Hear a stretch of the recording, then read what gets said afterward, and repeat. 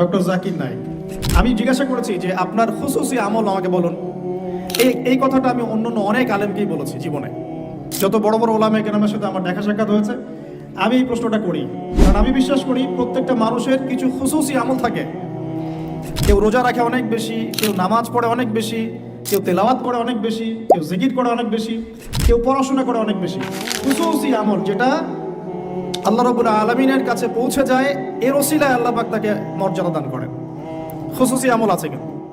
তো এখন আমি জিজ্ঞাসা করলাম যে স্যার আপনার খুসুসি আমল বলুন কিছু, এমন কিছু খুসুসি আমল যেটার ওসিলায় হয়তো আল্লাহ পাক আপনাকে এই মাকাম এনেছেন বলে আপনি মনে করেন। You think so? তো তিনি বলছেন প্রথমে 5 ওয়াক্ত নামাজ। 5 ওয়াক্ত নামাজ তিনি জামাত মিস করেন না। 5 ওয়াক্ত নামাজ তিনি জামাত এই বয়সেও মিস করেন না মাশাআল্লাহ। তিনি বলছেন আমরা অনেক সময় দাওয়াতের কাজ করি, দাওয়াতের মেহনত করি, অনেক বড় বড় কথা বলি, নামাজ ঠিক থাকে না। এই ব্যক্তিদের ঈমান আমল দিয়ে দাওয়াতের কোনো কাজ নাই। তাহলে আমরা এখন লেসন পেলাম, ইখলাসের পরে আমরা সর্বপ্রথম ফোকাস করব কোথায় ভাই? জামাতে না বাসায়? জামাতে। যদি জামাত ছুটে যায় তাহলে মসজিদে গিয়ে যদি জামাত করা পসিবল হয় করব, না হলে যদি বাসায় করা পসিবল হয় সেখানে করব। যদি সফরে থাকি, আপনি মুসাফির, আপনার জন্য অপশন আছে, চাইলে কসর করবেন, চাইলে একাকি পড়বেন, মুসাফির। কিন্তু মুকিম অবস্থায় সর্বোচ্চ চেষ্টা করব জামাত ধরার জন্য। আল্লাহ পাক আমাকে তৌফিক দান করুন, আপনাদের সবাইকে তৌফিক দান করুন। এখানে দুটো কথা আমি অ্যাড করছি আমার পক্ষ থেকে। সেটা হলো যে আমি প্রথম লেকচারে বলেছিলাম যে অনেক মসজিদ দিন দিন বাইতুল্লাহ থেকে বাইতুন নাস হয়ে যাচ্ছে। অনেক মসজিদে প্রকৃত নামাজ থাকছে না, নামাজের রুকু সেজদা ঠিক হচ্ছে না। এক্ষেত্রে আমরা কি করব? আমরা ইমাম সাহেবদেরকে নসিহা করব এবং বোঝানোর চেষ্টা করব যেন নামাজটা তারা একটু ধীর স্থিরভাবে পড়ায়। নামাজের গভীরতায় ঢোকার চেষ্টা করব, কি পড়ছি বোঝার চেষ্টা করব, কি বলছি বোঝার চেষ্টা করব। অর্থ বুঝে নামাজ পড়লে ইনশাআল্লাহ তাআলা এই নামাজ আল্লাহর আরশ পর্যন্ত পৌঁছে যাবে ইনশাআল্লাহ। আর যদি আমরা নামাজের ব্যাপারে গাফেল থাকি এবং নামাজে ফাঁকিবাজি করি, নামাজের আধ্যাত্মিকত্ব মারিফত নষ্ট হয়ে যায়, তাহলে কিন্তু সমস্যা। আমরা যেটা করি, নামাজের ইখতিলাফি কিছু মাসআলা নিয়ে বেশি ঝগড়া করি।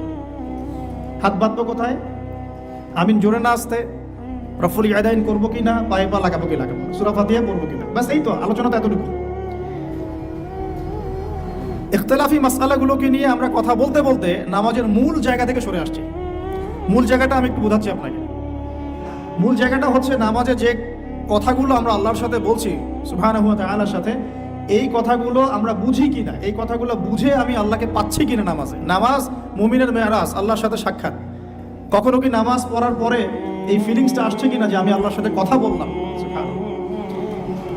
এখানে পরিশুদ্ধভাবে নামাজ পড়ার জন্যে অবশ্যই নামাজের অর্থ বুঝতে হবে, ধীর স্থিরতা বজায় রাখতে হবে এবং তার তিলের সাথে সময় দিয়ে দিয়ে কাজ করতে হবে।